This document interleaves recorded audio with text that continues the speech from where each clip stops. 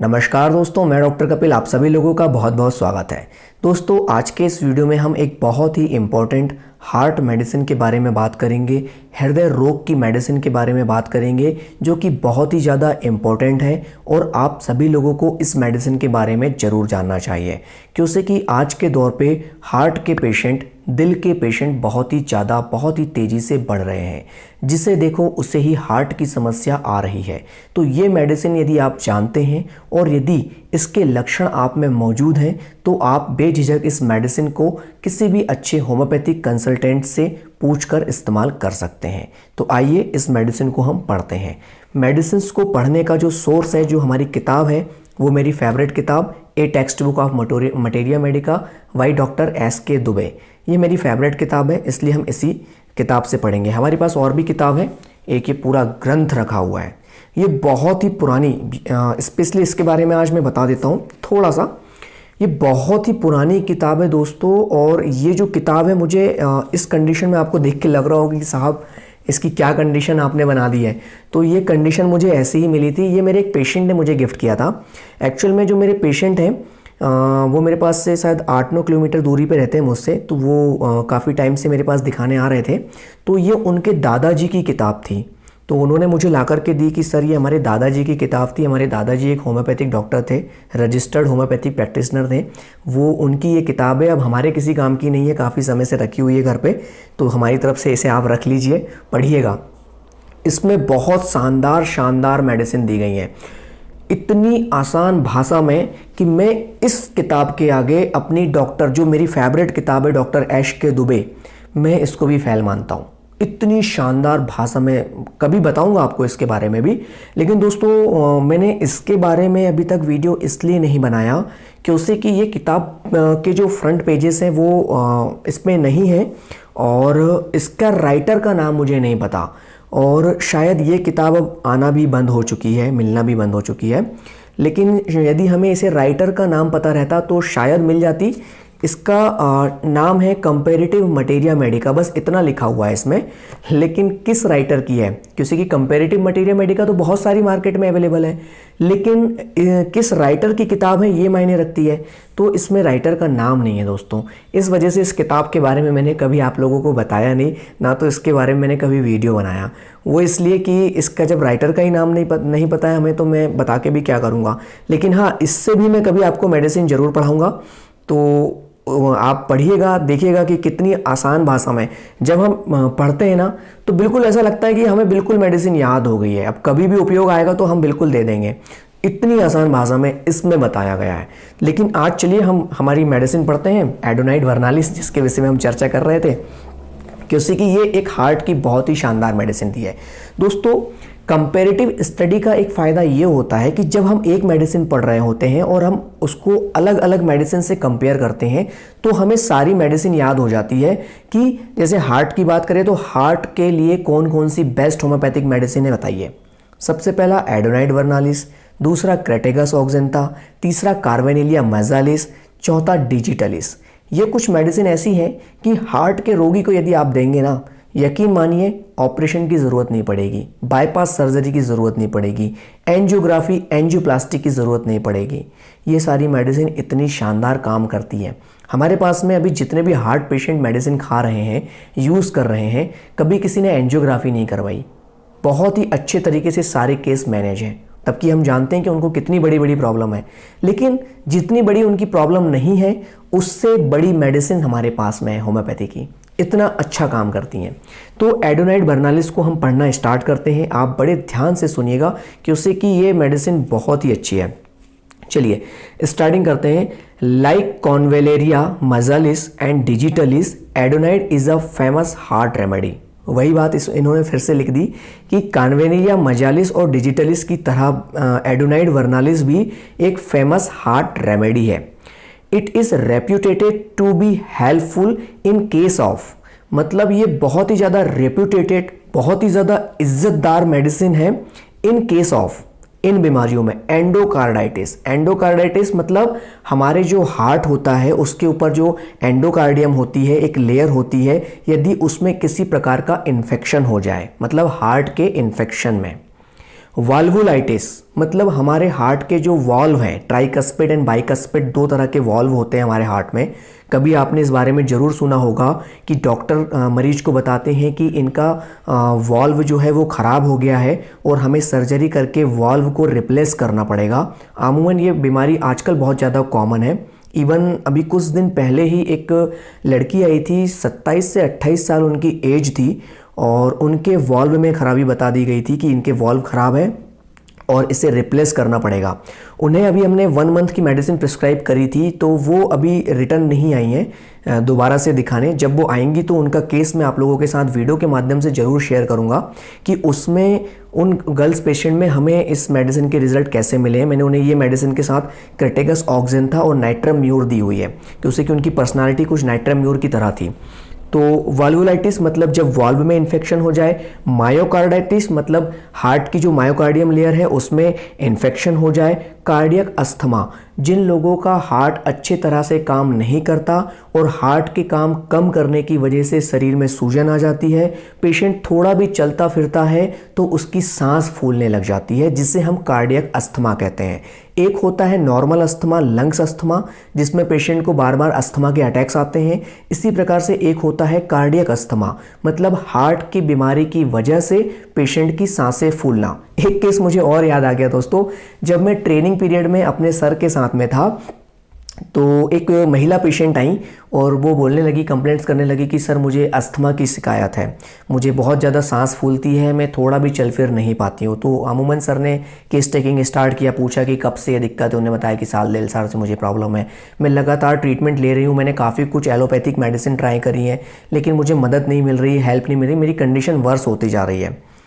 तो सर ने बस बीपी उनका चेक किया, सारी कुछ टेस्ट और पूछा पाछी करने में ही उन्होंने बोल दिया कि इनको कार्डियक अस्थमा है। अस्थमा जो लंग्स वाला होता है वो नहीं है। तो वो मेरा पहला टाइम था जब मैंने कार्डियक अस्थमा को जाना था कि कार्डियक अस्थमा भी कोई चीज़ होती है। तो फिर सर ने समझाया कि जब हार्ट की प्रॉब्लम की वजह से यदि डिस्निया होता है, सांस फूलती है, सांस लेने में दिक्कत होती है, तो उसे कार्डियक अस्थमा कहते हैं। तो कार्डियक अस्थमा यदि किसी पेशेंट को हो रहा है कि डॉक्टर ने बता चुका है कि आपका हार्ट कमज़ोर है, अच्छे से काम नहीं कर रहा है, या कोई भी हार्ट की कंडीशन है, और उसके साथ यदि आपकी सांस फूल रही है, डिस्निया हो रहा है, तब आप इस मेडिसिन का प्रयोग कर सकते हैं।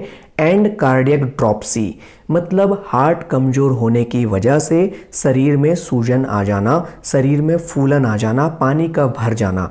कई बार हमारे पास में इस तरह के पेशेंट आते हैं जिनकी टांगें, जिनके दोनों पैरों में सूजन रहती है, बीपी बहुत ज़्यादा बढ़ा रहता है, हार्ट अच्छे से काम नहीं करता। तो उस कंडीशन में भी एडोनाइड वर्नालिस बहुत बहुत शानदार काम करती है। एंड अदर हार्ट अफेक्शन मतलब इसी तरह से और दूसरे हार्ट अफेक्शन आफ्टर रूमेटिज्म और इन्फ्लुएंजा और रीनल डिजीज, मतलब इन्फ्लुएंजा यदि किसी को हो जाए, वायरल बैक्टीरियल बीमारी, उसके बाद यदि हार्ट्स की कंप्लेन स्टार्ट हो जाए, साथ ही साथ रीनल डिजीज मतलब किडनी की बीमारी में भी एडोनाइड वर्नालिस बहुत ही शानदार काम करती है। The symptom are rapid and feeble action of heart, dropsy, irregular and intermittent pulse, मतलब पल्स जो है पेशेंट की जो नाड़ी होती है, जिसे हम इस तरह से चेक करते हैं। कई बार आपने देखा होगा कि डॉक्टर्स के पास में हम जाते हैं तो वो आपकी इस तरह से पल्स चेक करते हैं। तो ये पल्स जो होती है पेशेंट की इर्रेगुलर हो जाती है, कभी अचानक से बहुत फास्ट चलने लगेगी एकदम, कभी जो है बहुत ही स्लो चलने लगेगी, कभी नॉर्मल, कभी तेज, कभी कम, कभी ज़्यादा। इस तरीके से जिस पेशेंट की पल्स चलती है तो उस कंडीशन में भी, मतलब पल्स को रेगुलेट करने में भी ये मेडिसिन बहुत ज़्यादा हेल्प करती है। साथ ही साथ ड्रॉप्सी मतलब शरीर में सूजन का आ जाना, तो जिन लोगों को एडिमेटस कंडीशन है, सूजन है कार्डियक या रीनल वजह से, तो आप उस कंडीशन में एडोनाइड वर्नालिस का प्रयोग कर सकते हैं। एडिमा ऑफ लैग मतलब मैंने पहले ही बताया कि पैरों में सूजन आ जाना, एडिमा आ जाना, पानी भर जाना। एसाइटिस एंड डिस्निया, दोस्तों एसाइटिस का मतलब होता है पेट में पानी का भर जाना किसी वजह से, जब आपका लिवर, आपकी किडनी, आपका हार्ट अच्छे से काम नहीं करता और आपके पेट में वाटर एक्युमुलेशन होने लगता है, पेशेंट का पेट बहुत ही ज़्यादा सूज जाता है, और यदि आप उसको इस तरह से करेंगे तो आपको अलग ही महसूस हो जाएगा। एक डॉक्टर इस चीज़ को बस इतना करके ही हमें समझ में आ जाता है कि पेशेंट के पेट में पानी का एक्यूमुलेशन, पानी का स्टोर तो नहीं हो रहा है, पानी भर तो नहीं रहा है। तो उस पानी के भरने की कंडीशन को हम एसाइटिस कहते हैं। और डिस्निया मतलब सांस फूलना। ये तो थी इस मेडिसिन की कहानी। चलिए आगे बढ़ते हैं। This drug has not been approved in its potency. मतलब कितनी अच्छी बात इसमें लिखी गई है कि एडोनाइड वर्नालिस को पोटेंसियों के फॉर्म में अप्रूव्ड या फिर प्रूव नहीं किया गया है। एडोनाइड वर्नालिस आपको सिर्फ और सिर्फ मदर टिंचर फॉर्म में ही लेना है। 30-200 1 ml इस पोटेंसी में इसको प्रूव ही नहीं किया गया है ना, सिर्फ मदर टिंचर फॉर्म में आप इसे ले सकते हैं। चलिए अब हार्ट में, स्पेशली हार्ट की मेडिसिन है, तो हार्ट में ये किन किन पर्टिकुलर सिम्टम्स पे काम करेंगी।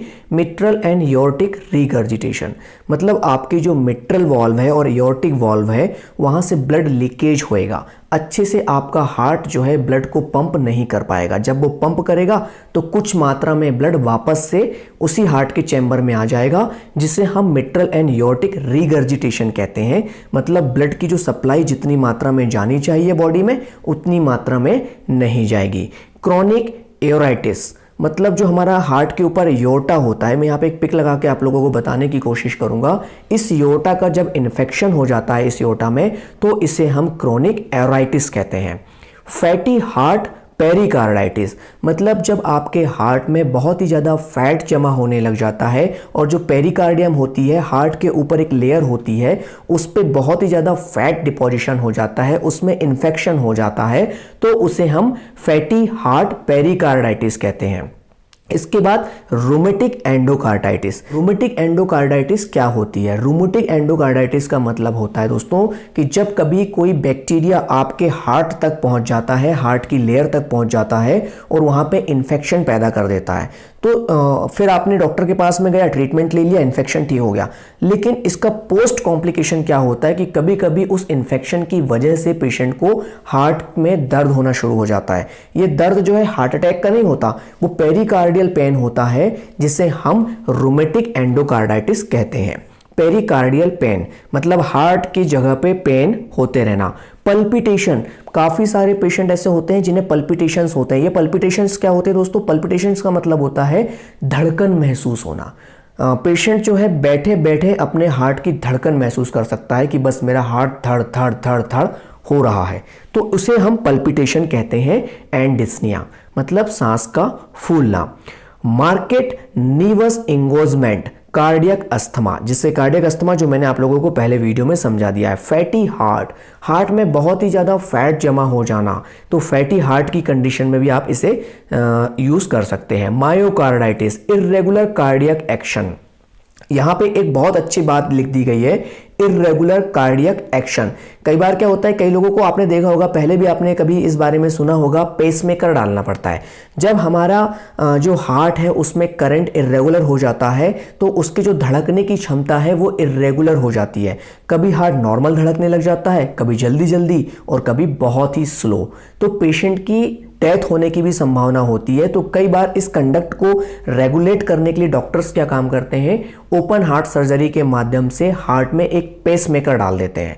अब ये पेसमेकर वो मशीन होती है जो एक लिमिटेड करंट आपके हार्ट में पास करते रहती है और आपका हार्ट नॉर्मली काम करने लगता है।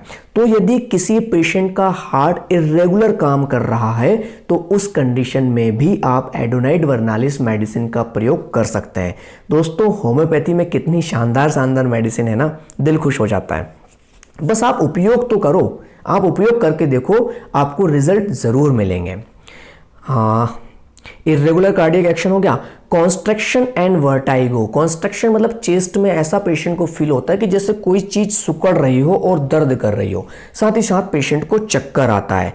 पल्स रैपिड, इर्रेगुलर, लो वाइटलिटी, मतलब मैंने अभी जो बताया कि पल्स जो होती है हमारी वो इर्रेगुलर हो जाती है, कभी फास्ट हो जाएगी, कभी स्लो हो जाएगी, कभी इर्रेगुलर हो जाएगी।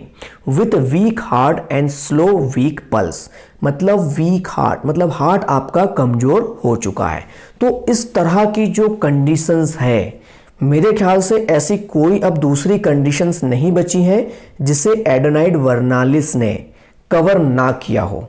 सारी की सारी, मतलब आपको हार्ट में दर्द हो रहा है, आपको मायोकार्डियल इन्फेक्शन हो रहा है, आपको एंडोकार्डाइटिस हो गई है, मायोकार्डाइटिस हो गई है, एरोआइटिस हो गई है, और अदर हार्ट की कंडीशन हो गई है कि आपका हार्ट इरेगुलर काम कर रहा है, पल्स अच्छे से नहीं चल रही है, आपको शरीर में हार्ट प्रॉब्लम की वजह से, रीनल प्रॉब्लम की वजह से सूजन बहुत ज़्यादा आ गई है, आपको थोड़ा भी चलने फिरने में सांस फूल रही है, तो जितनी भी हार्ट के कॉम्प्लिकेशन हैं उसे एडोनाइड वर्नालिस बहुत ही अच्छे से कवर करती है।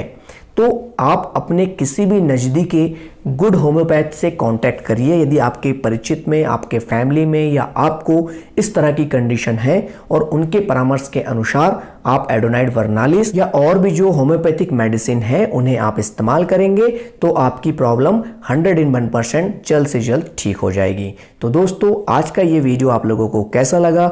एडोनाइड वर्नालिस के संबंध में यदि अब भी आपके कोई डाउट है तो आप कमेंट सेक्शन में आकर के मुझसे पूछ सकते हैं। दोस्तों, इस वीडियो को देखने के लिए थैंक यू सो मच। मिलते हैं हमारे नेक्स्ट वीडियो में।